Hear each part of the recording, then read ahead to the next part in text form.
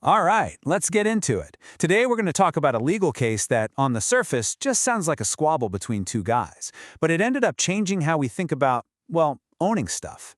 It's a wild story that starts with a fox, a pretty serious feud, and a fight over who gets to take home the prize. So the whole thing really comes down to this one question, and it's way trickier than it sounds. Just imagine it. You're on a huge, empty beach way back in 1802. One guy has been chasing a fox for hours. He's this close, and then out of nowhere, another guy swoops in, grabs the fox, and takes off. So who actually gets to keep it? Who does the law side with? Okay, so first up, let's get to know the two people at the center of this whole mess. On one side, you've got Lodewick Post. He's the hunter, the guy who put in all the work. And on the other side, Daniel Pierson, the guy who, let's just say, saw an opportunity and didn't hesitate to take it. So here's how it all went down. It's pretty simple, really. Post is out on what the court called wasteland. Think of it as just open, unowned public land. He's been at it for hours with his hunting dogs. He's got the fox in his sights, he's closing in, and then Pierson, who knows this whole chase is happening, just steps in at the very last second, kills the fox, and walks off with it. I mean, you can just feel how furious Post must have been, right? Well, you guessed it. Post was absolutely livid, and he sued Pierson. But what's really interesting is that when this case got all the way to the New York Supreme Court, it wasn't just about the fox anymore. It forced the judges to ask a much bigger question. What does it actually mean to own something that, a minute ago, didn't belong to anyone at all? To really get what the court was dealing with, we have to talk about this old legal idea called faire natura. It's Latin, and it basically means wild by nature. The law has always said that wild animals, well, they don't belong to anyone. They're out there for everyone until someone actually takes ownership. And the only way you can do that is through something the law calls occupancy, which is really just a fancy way of saying you have to take possession of it. And that brings us right to the core of the problem. The entire case came down to defining that one word, occupancy. Was Post's hot pursuit, chasing the fox down, did that count as possessing it, or did he need to physically have it in his hands? This was, as the court itself called it, a novel and nice question they had to figure out. Now, the judges were totally divided on this. There was no easy answer. So first, let's look at the winning argument. This came from Judge Tompkins, who was writing for the majority. And for him, it wasn't really about what seemed fair in the moment. Nope. He wanted a simple, crystal clear rule that everybody could follow, no questions asked. So Tompkins and the majority set out this really clear-cut test. They said, look, to own a wild animal, you have to have actually taken away its freedom. Chasing it, no matter how close you get, just doesn't cut it. You've got to trap it, mortally wound it, or basically have it cornered so there's no way it can escape. It's what lawyers call a bright line rule. Either you have physical control or you don't. End of story.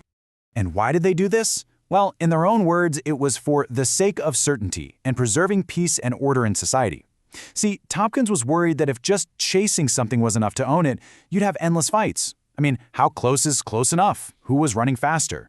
He thought that a simple rule, physical control, was the only way to stop what he called a fertile source of quarrels and litigation. Basically, he wanted to prevent a flood of lawsuits. But yeah, not everyone on the court was on board with that. Judge Livingston wrote this really fiery dissent, basically saying the majority's rule was completely ridiculous and out of touch with how the world actually works. For him, the law should be rewarding the person who puts in the effort. And you can just hear his frustration in his writing. It's amazing. He called Pierson a saucy intruder. He argued that letting someone like that, who hadn't done any of the work, just come in at the death and bear away in triumph the object of pursuit was just, well, it was just wrong. For Livingston, the law's job was to protect the hard work and investment of the hunter. And he didn't stop there. He also made this really practical public policy argument.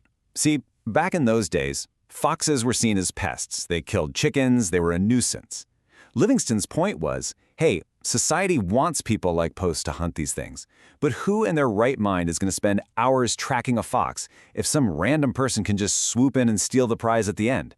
He was afraid the majority's rule would actually discourage people from doing something useful.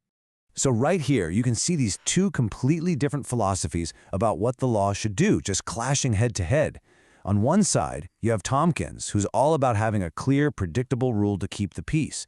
And on the other, you have Livingston, who's focused on fairness and creating rules that benefit society as a whole. One's about preventing fights, the other's about rewarding hard work. So who won?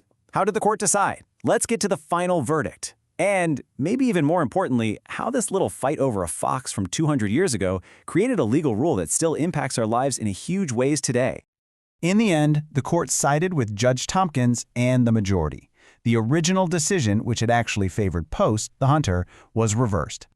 And that meant Daniel Pierson, the saucy intruder, got to keep the fox. The court made it official.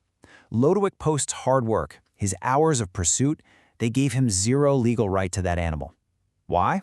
Because possession required capture. This decision helps lock in a really fundamental idea in property law, something we now call the rule of capture. It's a simple idea, but it's super powerful. You own what you take. The first person to get physical control over something that's unowned, well, they become the owner. And listen, this is not just some dusty old legal concept. The rule of capture has massive, and I mean massive implications today. It's the reason why, if your neighbor starts drilling for oil, they can legally pump out oil that's technically under your property. Same thing with groundwater. It even pops up in everyday life. Think about grabbing a parking spot in a crowded lot. Whoever gets there first captures it. First in time, first in right. So in the end, this 200-year-old fight over a fox leaves us with some very modern questions, right? In a world where the most valuable things aren't physical objects you can hold, things like digital assets, streaming rights, or massive amounts of data, how do we even apply a rule of capture? What does it really mean to capture something first in our digital age? That's the puzzle that Pierson versus Post left for us to solve.